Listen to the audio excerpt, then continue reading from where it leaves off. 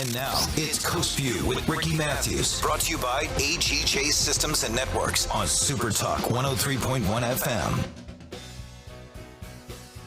Welcome to Coast Vue, the show that every single day celebrates the men and women who are making coastal Mississippi such a great place to live, work, and play. One of the people we celebrate every Friday is Jeff Duncan. Jeff Duncan. He doesn't even live here. He wants to live here, but he makes such a great contribution to helping us enjoy the New Orleans Saints. And gosh, Jeff, welcome first of all to back to Coast Vue on what I call Jeff Duncan Day. But man, we needed some help and we didn't get it. Yeah, it's kind of disappointing end of the season, an abrupt end, right? I mean, it looked like they were going to get in, and then the rug pulled out from under the Saints by that outcome out in Los Angeles. So disappointing, but you had to be happy with winning 4 of the final 5 games. You kind of go into the offseason feeling good about the direction of the team, and it's always good, I think, for Saints fans to beat the Falcons. It's always good for sure.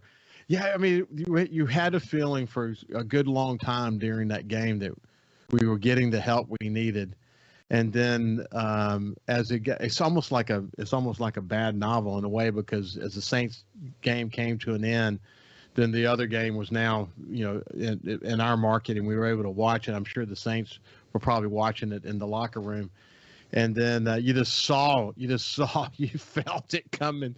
Going down the drain, man. It was just like it hasn't happened yet, but boy, you just saw it coming like a freight train, the lights ahead of you.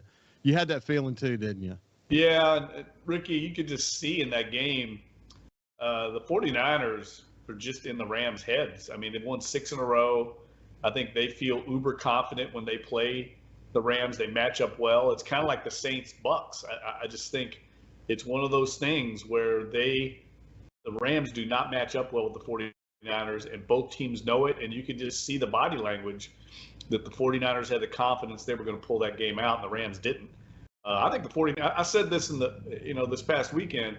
I felt like whoever got in between the Saints and 49ers, whoever got that final spot, is going to be a really tough out for teams. Both teams are well coached. They're both physical. They have good lines. And sure enough, Dallas drew the 49ers, and I think that game, I like both those teams a lot.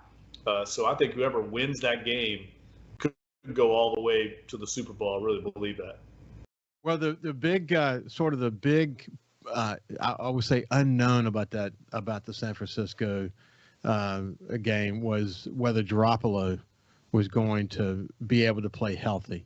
Man, he didn't seem to have much of an indication of a thumb injury, did he? No, he played lights out. I mean, they're championing his performance out in San Francisco. I mean, it's maybe the best performance of his career. He threw for over 300 yards and pulled out that game down the stretch, made all the big passes when the game was on the line, when it looked like the Rams had gotten ahead by 7. I mean, Ricky, their win probability, the Rams, once the 49ers punted again inside 2 minutes with no timeouts left, and got the ball back at their own 12, the win probability for the Rams was 98.8%. So, for the Saints to see that game slip away from the Rams was just very cruel and heartbreaking, when really all they had to do was make one key play in that drive. And Jimmy Garoppolo made all the big plays. He did. Hey, Jeff, you and I didn't talk about this, but you wrote at the end of 2021, coming into 2022, you wrote this really extensive column with all these predictions. I remember thinking, wow, scores and games and trades that are going to get made and all these dynamic things. But one of your predictions was the Saints were going to get Garoppolo. Did I remember that right? Yeah. No, it's basically just an educated guess. I think the Saints are going to be in the quarterback market this offseason. Jimmy Garoppolo, he has one more year on his contract in San Francisco, but they made a significant investment in Trey Lance, the rookie on their team right now. They traded 3 first-round draft picks to get Trey Lance, and I just don't think they can keep both those guys next year. So it's kind of an educated guess that Jimmy Garoppolo is going to be available, and I'm not the only one that thinks that. People in San Francisco think they'll move on from Jimmy G in this offseason, which will be interesting, Ricky. I mean, if he leads them deep in the playoffs, I don't know how you can get rid of the guy, but that's just the world we're in right now with the salary cap. And we know that Sean Payton and the Saints like Jimmy Garoppolo. They wanted to draft him coming out of Eastern Illinois. He got the same alma mater as Sean Payton, Eastern Illinois.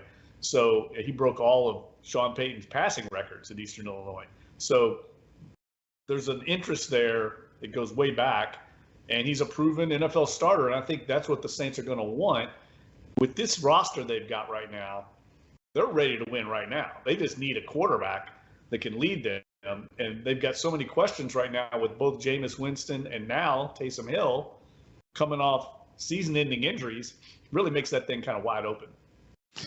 Wow. And you know what? So, I mean, it's almost like an exclamation point to our season that Taysom Hill was having such a great game. I mean, he was really playing well before his foot injury.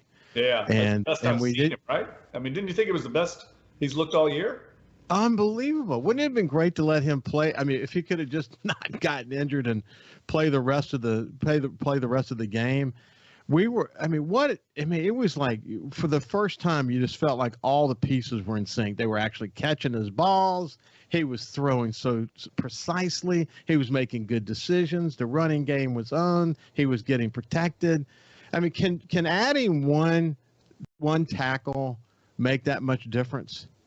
Well, it certainly helps. Ryan Ramczyk is the best offensive lineman the Saints have. He's an all-pro. But I think it had more to do with Atlanta's front seven's really weak. So the Saints, it's a combination of and you're right, he had all kinds of time, and the pocket was clean, as they say. So I think he was very comfortable and was able to expose Atlanta in the passing game. But that's not going to be the case all the time.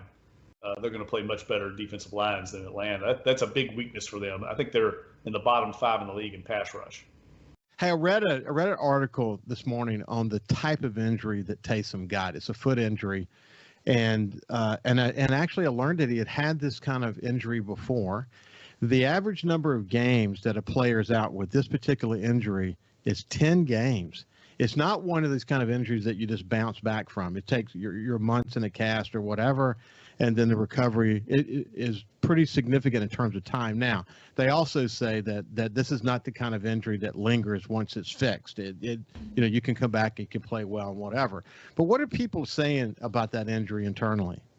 Well, it all depends on the severity of it. There's different degrees of a Liz Frank injury. It definitely is not a good injury to get. He had this in his other foot during I think it was his junior year at Brigham Young. So he knew exactly what he'd done when he did it. You could tell. And it's an injury that requires surgery most of the time, not all the time. But in this case, it sounds like Taysom's going to have surgery on it to repair it. It's basically in the arch of your foot where your toes kind of join that arch, that upper arch. And there's tendons in there and bones. And when you rupture or tear those tendons, you lose the ability to push off. And that's what happened.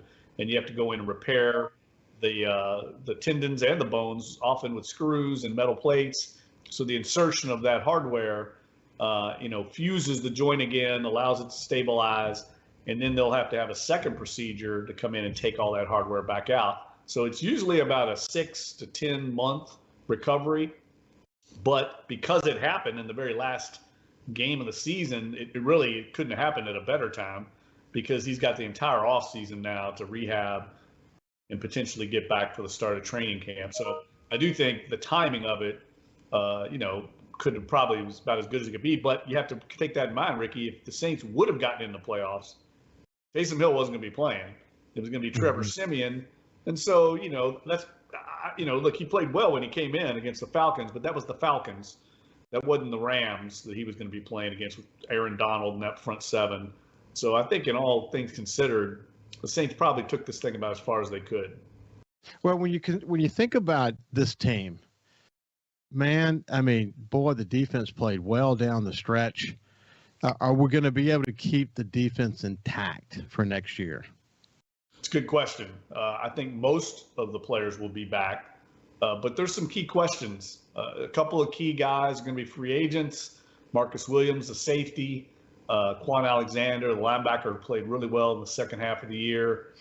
You've also got Malcolm Jenkins, who's under contract but has kind of a ballooning contract that the Saints are going to have to address. I think those are the three key guys. Marcus Davenport is under contract for one more year, but the Saints are going to have to consider what do they do with him long term, along with Marcus Williams, who's a young player, a guy that I know they value at safety, but is going to demand a major contract on the open market. I think the Saints will just franchise tag Marcus Williams again, keep him under contract at $13 million. So they got a lot of big decisions to make in the offseason, but the core of that defense should be back. Well, that would be good news. When we come back, I want to talk about we'll talk about any other lingering issues as it relates to the defense. We'll talk about the offense, how much, what do we expect to happen there, and some lingering salary cap issues that we just got to continue to deal with. This year was monumental. It's amazing they did what they were able to do. But when we come back, we'll continue the conversation with Jeff Duncan from NOLA.com and the Times-Picayune.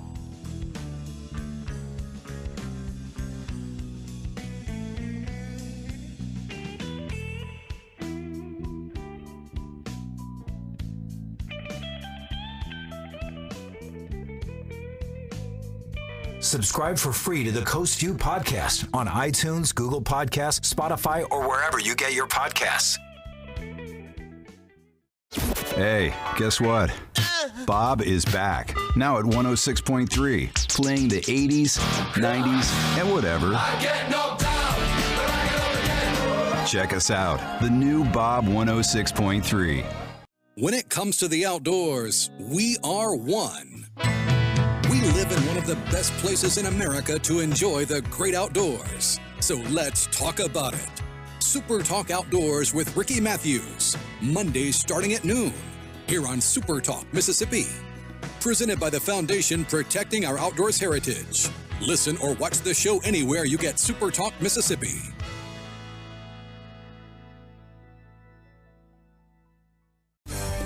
If Alexa's part of your life, you've got one more way to access SuperTalk. SuperTalk Mississippi is now available on Amazon Alexa devices. Once enabled, just say, Alexa, play SuperTalk Mississippi at any time and start listening. It's that easy. Just one more way to stay informed and connected with your state. Learn more at supertalk.fm/Alexa. SuperTalk Mississippi. SuperTalk Mississippi. Now available on Amazon Alexa devices. SuperTalk.fm has a new look and is more informative than ever with expanded Mississippi news coverage, the latest Mississippi weather, Mississippi sports, and of course, the talk that's important to you. Every show, every podcast, and every late-breaking story. Constantly updating the news the second new developments happen. All in one place. The new SuperTalk.fm. Get the news that matters to Mississippi on Middays with Gerard Gibbert. Middays with Gerard Gibbert. Each weekday starting at 10 a.m., Gerard brings you a spirited debate on the key stories of the day with the newsmakers and powerful reporting on the issues you care about.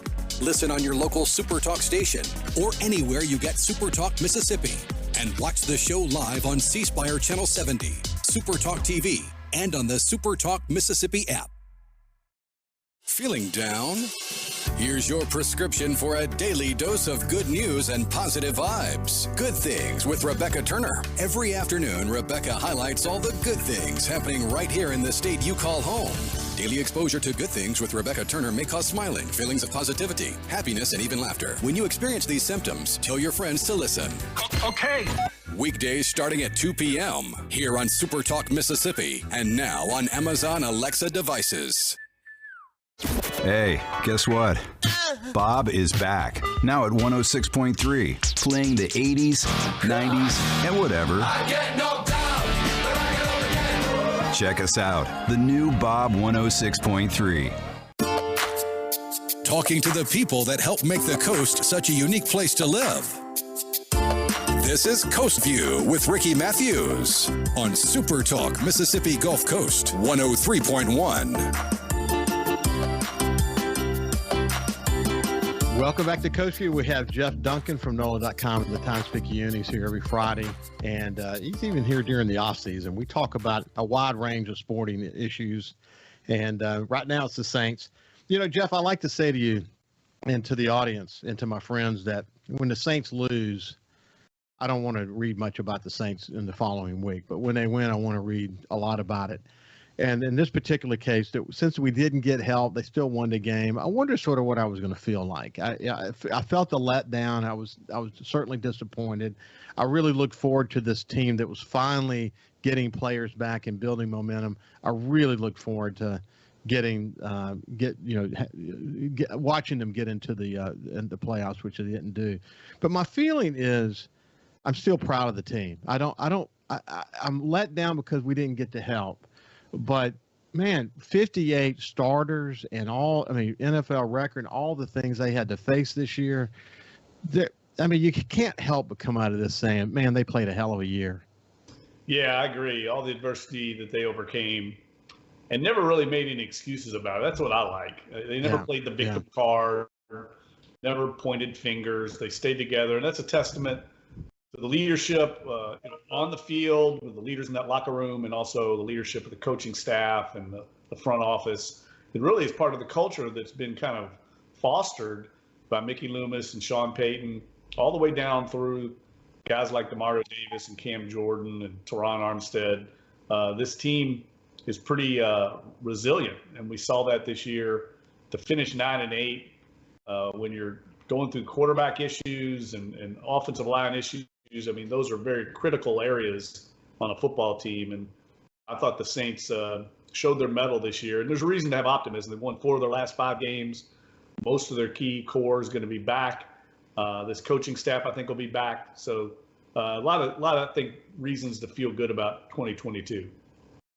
There's a lot to feel good about. And you and I've talked about it. I mean, we won't go back into it again, but from the top of the organization with Dennis Lashaw as president, and then Mickey Loomis as general manager, and Sean Payton and ownership. And, these are people who don't have big egos. They are just absolutely hyper-focused, monomaniacs on a mission to win. And they built an organization around that. All those people. And we're so lucky to have that, and that helps sort of bridge the gap from one season to the next. You look at the turmoil in the NFL right now with not just coaches, but general managers being fired left and right. The stability we bring, given the challenges we have with salary cap and all the issues we have to face with keeping the team intact, man, we're lucky to be able to have consistent ownership, aren't we? Yeah, I think it should engender a lot of confidence that what issues the Saints do face each offseason, and you're always going to have change, not only in the roster, but probably some coaches are going to be promoted, find other jobs. We might see Jeff Ireland, the tremendous player personnel director, we might see him be plucked away to be a general manager. Those things are going to happen, so you have to have confidence that you mentioned the stability, the brain trust is going to have the wherewithal and the intelligence to make the right hires to replace those key people that have done so well here, because it's going to happen. When you're successful like the Saints, people are going to want to hire your best people away. You're going to lose free agent players, and it comes down to the brain trust to make those decisions on moving forward. And I think the Saints have enough coming back and core in the coaching staff and the roster to where they can withstand whatever losses they're going to, incur. You mentioned Ireland, and we've talked about him before. He's terrific. There's a good chance we'll lose Dennis Allen. Don't you think? Well, he hasn't gotten an interview yet. Now, that's interesting to me. I don't understand it, but I think he's going to get some interviews. I mean, there's 7 openings, I think, in the league right now. I'll be shocked if Dennis doesn't at least get an interview, but there's a lot of competitive situations. And look, Dennis, I think, would be the successor to Sean Payton if Sean Payton were to leave for some reason, or if he decided to retire, he just burnt out or whatever.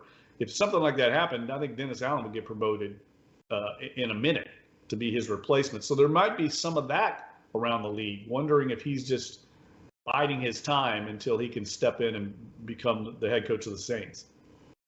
Well, we're a resilient team, and we went into this season, you said it from the very beginning, that the salary cap issues, all the renegotiations and restructurings, and so they had to let some good players go, and all the things they had to do to get within that salary cap because of some of that brought to the forefront by COVID and some of just reality of the salary cap. But you said that we were going to have the starting lineup is going to be pretty strong, but with some exceptions. I mean, we were worried about Michael Thomas and what impact that would have, et cetera. But that once you get to second and third stringers, it was going to be a challenge for us this year, and that turned out sort of be the headline on the season, didn't it? Yeah, this team really needed everything to kind of go right because they didn't have the depth of past teams because of that all-season kind of roster salary cap purge. And they needed to stay healthy, and the exact opposite happened. And so you kind of had the worst-case scenario play out. And the Saints managed, like we said, to overcome it. I mean, they were 5-2, had a good start, and then all those injuries piled up, the COVID infections, suspensions, all hit at one time, and they had that 5-game losing streak and ultimately couldn't overcome that. But to win 4 of your last 5, I think there's reason to feel good about the way things played out and to feel good about the future. Simeon came in. He comes in as during the game as a great feeling. We saw that this past week, but he didn't do well as a starter. And it would have been interesting if we would have had Taysom Hill in there, but I bet what they were doing, they were looking at the various injuries, particularly with Kamara and others, and said we need to keep him in that Swiss Army knife role. Of course, then he got injured, of course, and we had challenges with that. But what would it have been if Taysom Hill had been the starter from the moment that Jameis got hurt? Yeah, they might have had a better shot for sure. And I think if Taysom Hill would have stayed healthy and the Saints would have gotten in the playoffs, they'd have been a very difficult out for anybody, especially the Rams. I think the Saints kind of found an identity when Taysom Hill was in there as a running quarterback, a guy that, can control the clock, that can move the chains. Yeah. And he was passing the ball much better. So there's a lot of reasons to like what he did, but I also think the Saints know this quarterback position, especially now that Taysom Hill's hurt, Jameis Winston's hurt. That's their top priority this offseason. They've got to figure that out. And I think that'll be what Sean Payton and Mickey Loomis and Jeff Ireland spend many hours discussing. Yeah. I mean, once again, Jameis was just finally settling down and finding his new role after all the work he did last year and then the off season, and then he gets hurt. And I don't know. My gut tells me they won't go into the next season with what we have on the roster right now. They're going to find somebody. Is that what your gut tells you too? Well, I think they'll try. Now, whether those options, become available, we'll see. There's always things that happen you don't anticipate, but I think the Saints understand this roster defensively, especially, and assuming Mike Thomas comes back healthy, you've got Alvin Kamara, the offensive line will return mostly intact. This roster is ready to win. So I don't see them deciding to go into the draft to solve their quarterback issue. Maybe they draft a quarterback, but I think they would rather have a veteran that can step in, a proven winner. Now, where do you find that? The problem, Ricky, is everyone's looking for that. So good quarterbacks usually don't become available. It's a quarterback-driven league. So guys like, we hear all this talk right now about Russell Wilson and Aaron Rodgers. I just find in my experience that's a lot of pie-in-the-sky off-season speculation. Very rarely do those guys get out of the building. I'll be surprised if either one of them becomes available, to be honest with you. Yeah, watching Aaron Rodgers this year at times has been painful, just in terms of his off the field sort of dramatics. But on the field, man, it's hard to deny how good he is. He's so dang good, isn't he? Probably going to win back-to-back MVPs. It's going to be him or Tom Brady, and he's put up numbers that really we haven't seen in NFL history as far as efficiency, touchdown to interception ratios. Yes, he's an amazing player, and they're going to be very, very much a Super Bowl contender this year. Teams are going to have to go to Green Bay and beat them in Lambeau Field in those conditions. They're going to be tough. You can't help but reflect about that first game between Green Bay and the Saints, and how Saints played them so hard, and the whole world, especially Green Bay, was down Aaron Rodgers at that time said he'd given up because he didn't want to be with the team anymore. And look where he is today. Good Lord, what a turn of events. Sean Payton referenced that the other day. We were talking to him. He said, felt like that game was about 2.5 years ago. It really did. The Saints went through such a turbulent roller coaster ride. That game, 38-3, the Saints beat them. And the Saints showed their potential. They beat the Patriots, the Packers, the Bucs twice. Despite all their adversity and attrition, they showed just how well coached they are more than anything else. Yeah, in a lot of ways it was frustrating, but in a lot of ways this team this year was an inspiring team because of the adversity they had to deal with. But Jeff's been terrific kind of catching up with you about the game. Look forward to already playoffs beginning, and we'll stay in touch with you next week and see where we go from here. So look forward to chatting with you next week. All right, Ricky, have a great weekend, everybody, and look forward to talking to you next week, Rick. Okay, buddy, we appreciate you. When we come back, we'll talk to Linda Hornsby. We'll see you after this break. Listen live or on demand and watch episodes of Coast Vue on your laptop, desktop, or on your phone or tablet by going to supertalkmsgulfcoast.com. When it comes to the outdoors, we are one. We live in one of the best places in America to enjoy the great outdoors. So let's talk about it. Super Talk Outdoors with Ricky Mathews. Mondays starting at noon. Here on Super Talk, Mississippi. Presented by the Foundation Protecting Our Outdoors Heritage. Listen or watch the show anywhere you get Super Talk, Mississippi.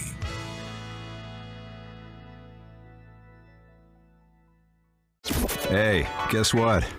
Bob is back. Now at 106.3, playing the 80s, 90s, and whatever. I get knocked down, but I get up again. Check us out. The new Bob 106.3. Feeling down? Here's your prescription for a daily dose of good news and positive vibes. Good Things with Rebecca Turner. Every afternoon, Rebecca highlights all the good things happening right here in the state you call home. Daily exposure to Good Things with Rebecca Turner may cause smiling, feelings of positivity, happiness, and even laughter. When you experience these symptoms, tell your friends to listen. Okay. Weekdays starting at 2 p.m. here on Super Talk, Mississippi, and now on Amazon Alexa devices.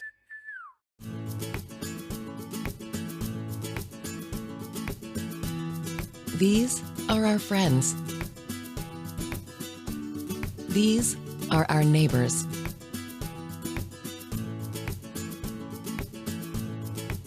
We all have the power to grow our local economy and energize our community.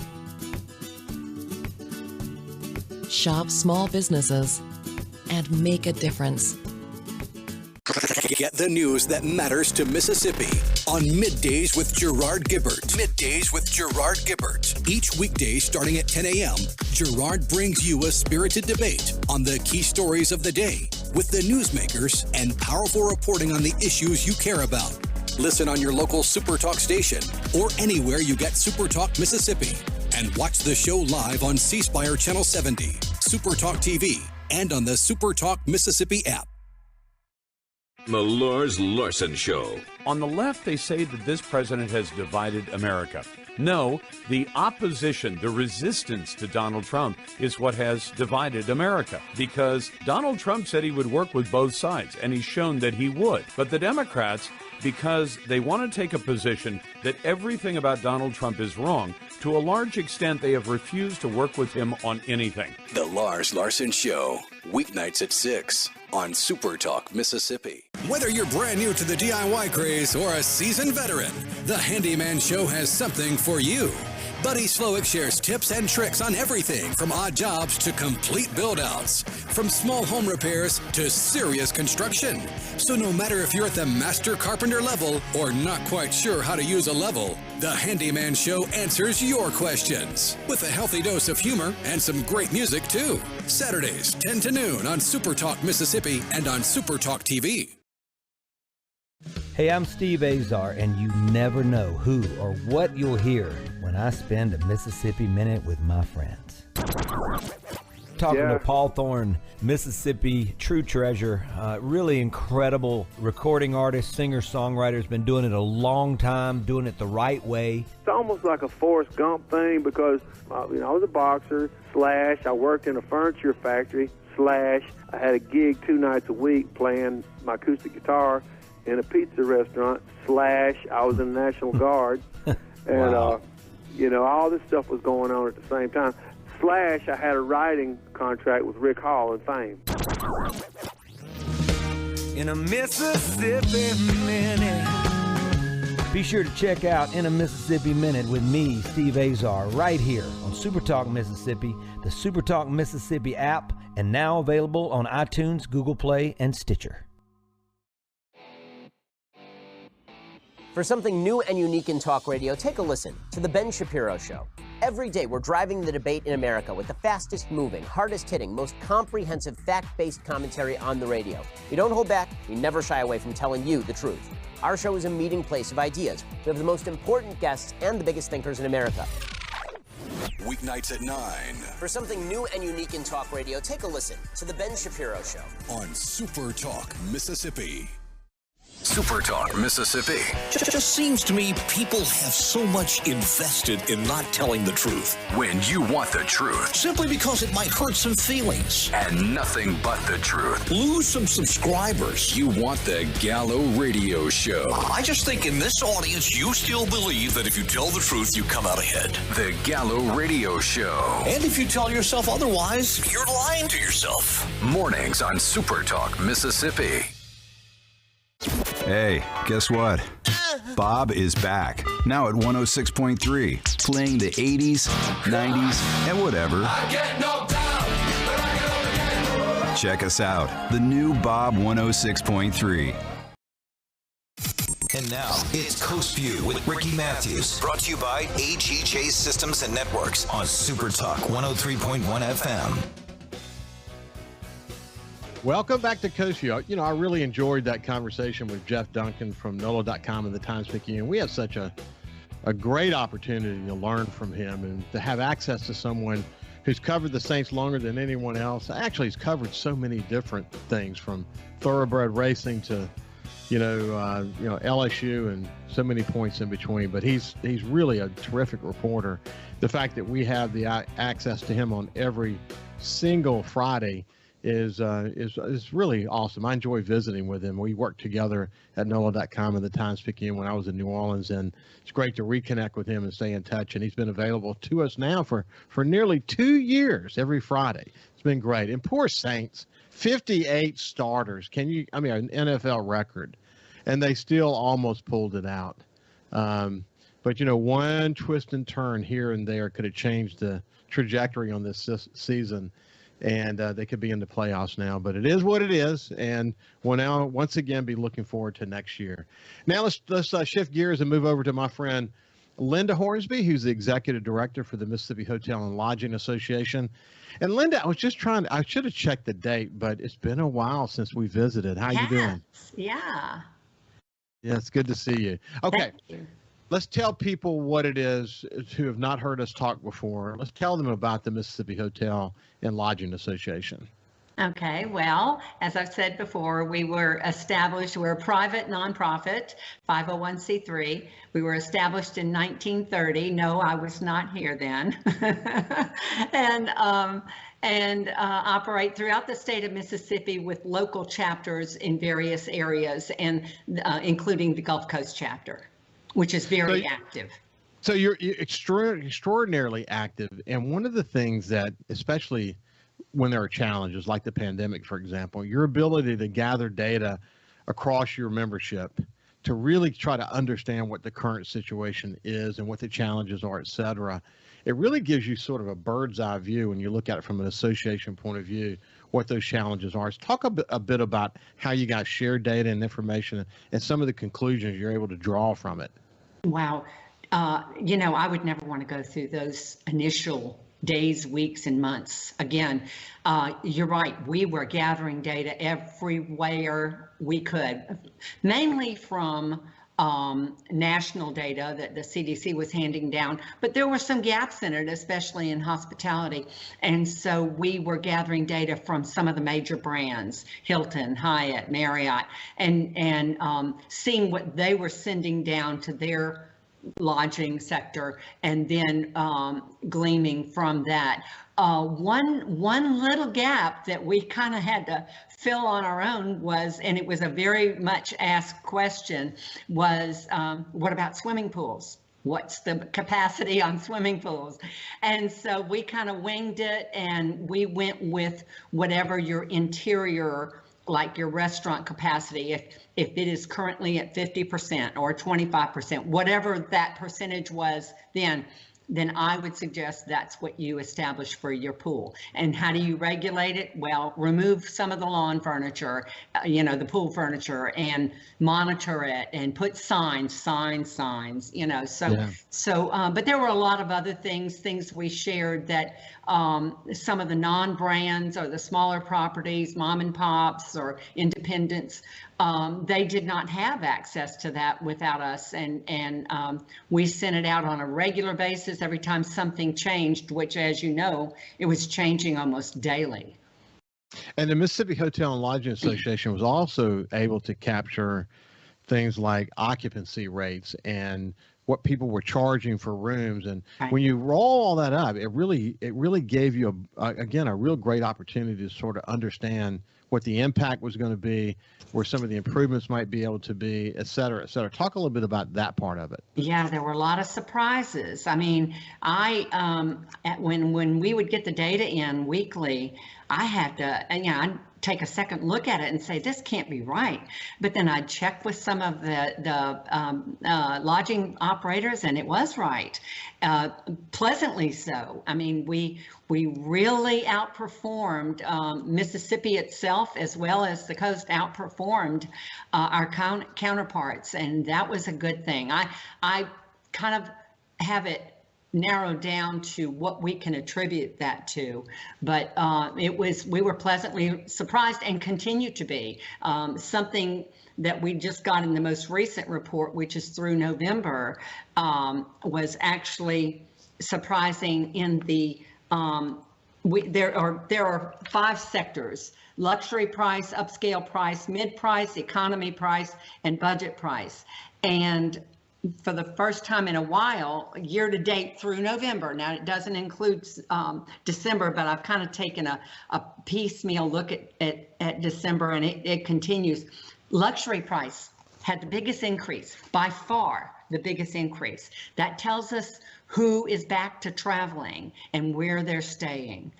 That's a good thing. That is a very good thing, because at first that was, in double-digit declines.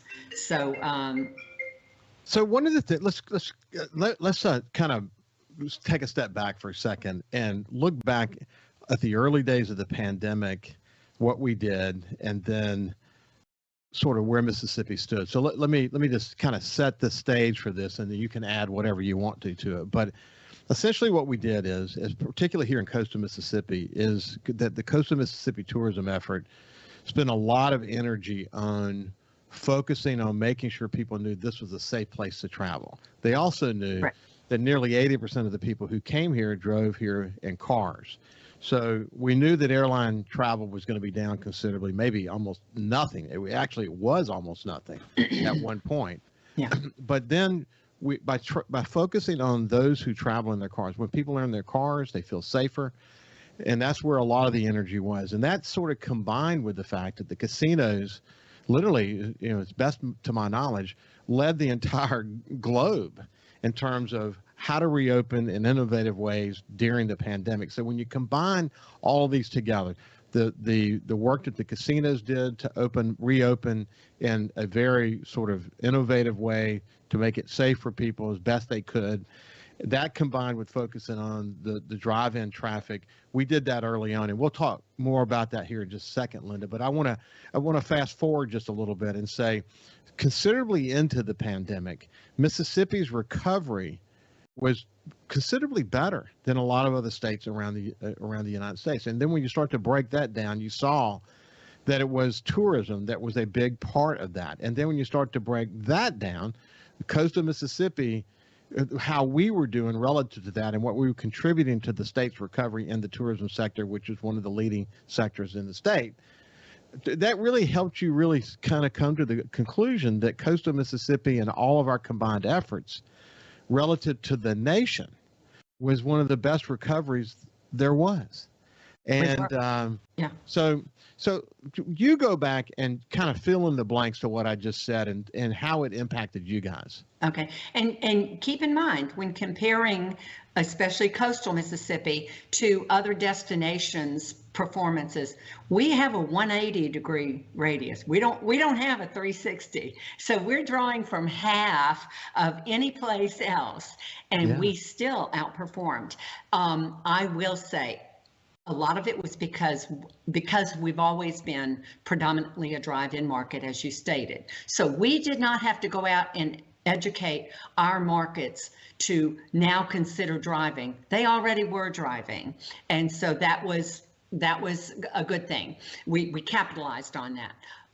The second thing was a lot of our markets held on to the federal stimulus money and the additional federal unemployment. So that kept a lot of our market, our visitors, typical visitors, not working, because they were making more not working than they were working, or their places of employment weren't open yet, like the restaurants in New Orleans and things like that.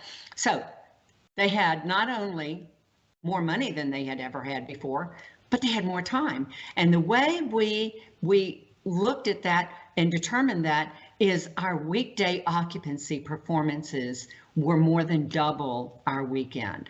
Our weekends were up, but the weekdays were up so significantly because they could take those extra dollars that they now had and extra time and parlay them with lower rates in the weekdays. It was like the stars were aligned. They were aligned, but here, let me point this out. And because I like the way you said this about the radius, that we were half the radius, and still outperformed us. It's important to kind of note that. But it's what you just talked about the federal packages that were coming down from as a result of COVID and what the potential impact could be. Why don't we do this? I want to talk about that part because it wasn't exclusive to coastal Mississippi, but still we outperformed. We'll come back to that in just a second. This is Linda Hornsby. She's the executive director for Mississippi Hotel and Lodging Association, and we're really talking about the last couple of years and the impact on the hotel and lodging community segment of our economy, and high spots, low spots, challenges, opportunities going forward. We'll see you after this break. You can also listen live to SuperTalk Mississippi Gulf Coast 103.1 on your Amazon Alexa devices. Once you've enabled the skill, just say, Alexa, open SuperTalk Mississippi Gulf Coast. You know that nowadays, most people go online to look at a business before they spend their money. Are customers able to find you online? With the power of SuperTalk Mississippi Media Digital, you can reach potential customers and get more referral and repeat business. SuperTalk Mississippi Media Digital's highly trained and trusted staff is ready to work with you to help your business capitalize on the power of digital marketing. Call 601-991-2305 or go to stmmdigital.com to get started today. Hey, guess what? Bob is back, now at 106.3, playing the 80s, 90s, and whatever. I get knocked down, but I get up again. Check us out, the new Bob 106.3. SuperTalk Mississippi. Just seems to me people have so much invested in not telling the truth. When you want the truth. Simply because it might hurt some feelings. And nothing but the truth. Lose some subscribers. You want the Gallo Radio Show. I just think in this audience, you still believe that if you tell the truth, you come out ahead. The Gallo Radio Show. And if you tell yourself otherwise, you're lying to yourself. Mornings on SuperTalk Mississippi. Whether you're brand new to the DIY craze or a seasoned veteran, the Handyman Show has something for you. Buddy Slowick shares tips and tricks on everything from odd jobs to complete build-outs, from small home repairs to serious construction. So no matter if you're at the master carpenter level or not quite sure how to use a level, the Handyman Show answers your questions with a healthy dose of humor and some great music too. Saturdays, 10 to noon on SuperTalk Mississippi and on SuperTalk TV.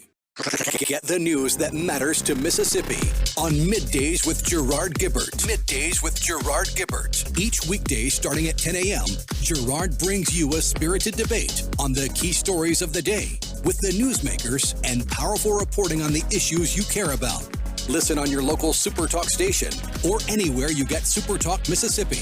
And watch the show live on C Spire Channel 70, SuperTalk TV, and on the SuperTalk Mississippi app.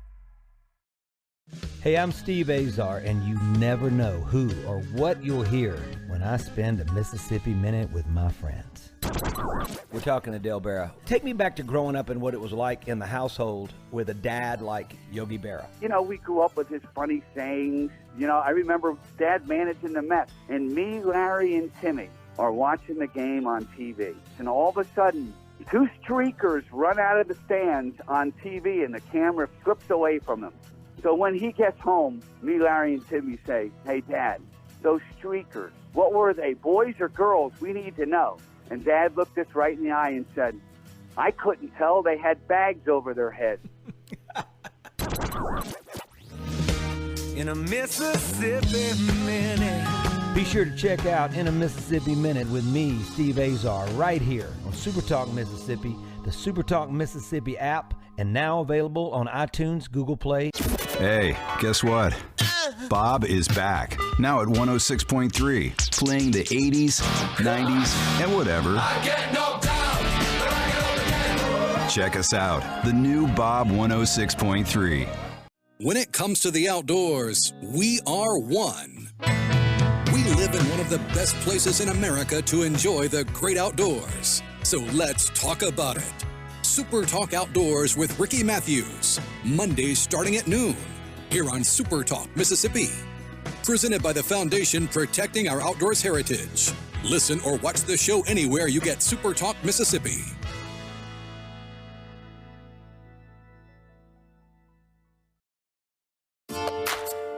Talking to the people that help make the coast such a unique place to live. This is Coast Vue with Ricky Mathews on Super Talk Mississippi Gulf Coast 103.1. Welcome back to Coast Vue. I have Linda Hornsby, the Executive Director of the Mississippi Hotel and Lodging Association. And we're just sort of talking about the impact of all the events of the last couple of years on the hotel and lodging sector of our economy. Linda, let me pick it up from here, and then you can add what you want to.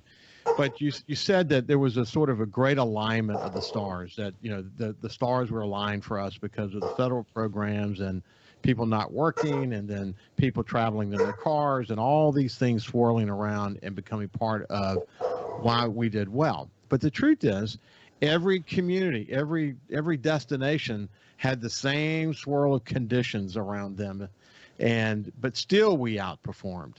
And I recall a conversation I was having with Mayor Fofo Gillage of Biloxi about this. And he said that someone, when he talked about, I think they'd had 3 or 4 months of $100 million months in Biloxi for the casino industry. And someone said, well, that's just federal money. And he just kind of wrote it off like that. And Fofo said, that's one of the conditions for sure.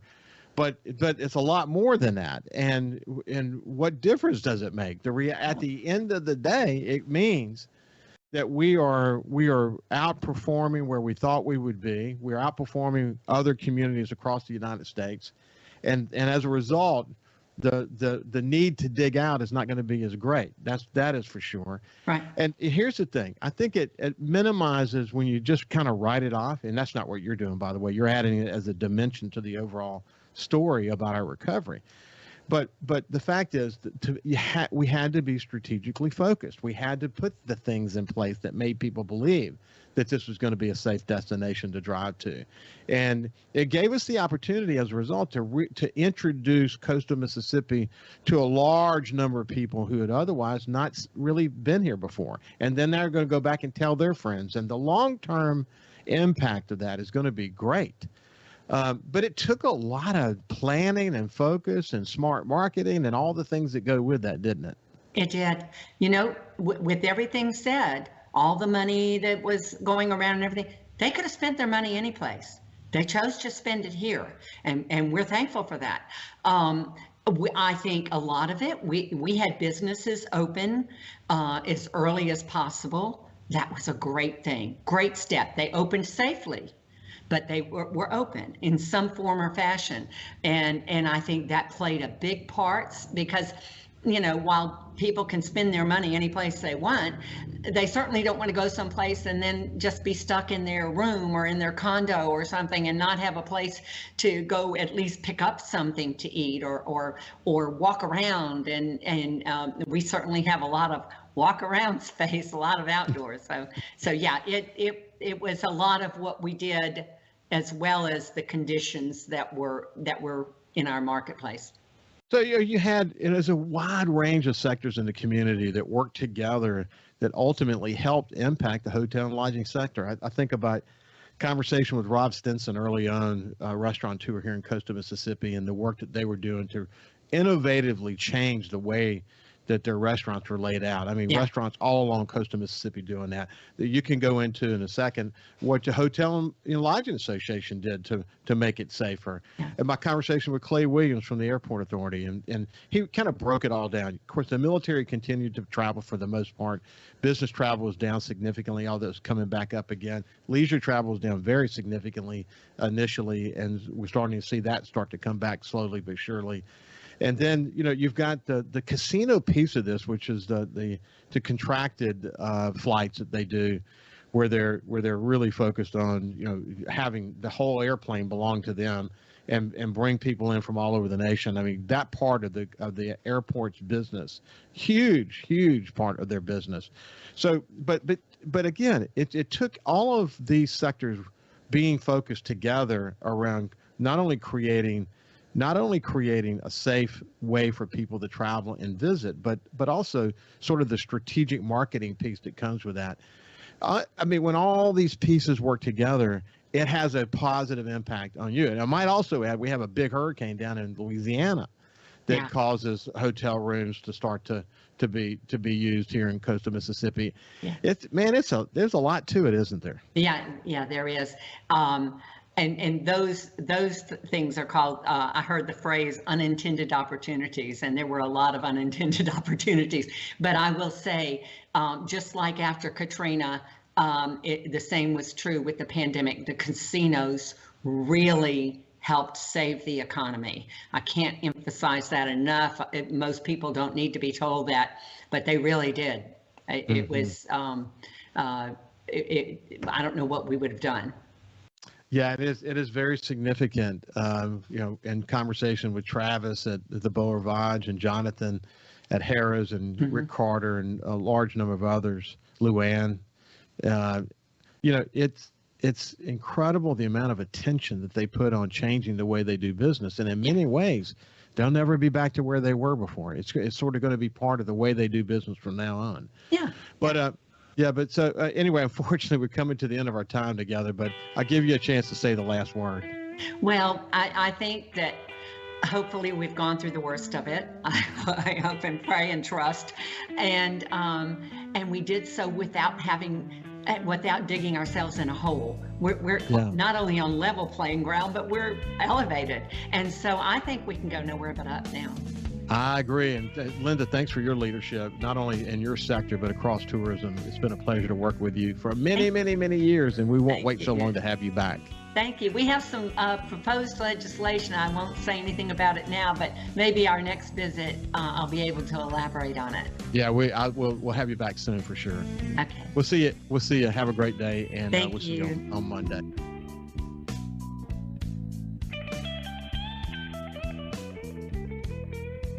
Follow SuperTalk Mississippi Gulf Coast 103.1 on Facebook. Facebook.com/SuperTalk MS Coast 103.1.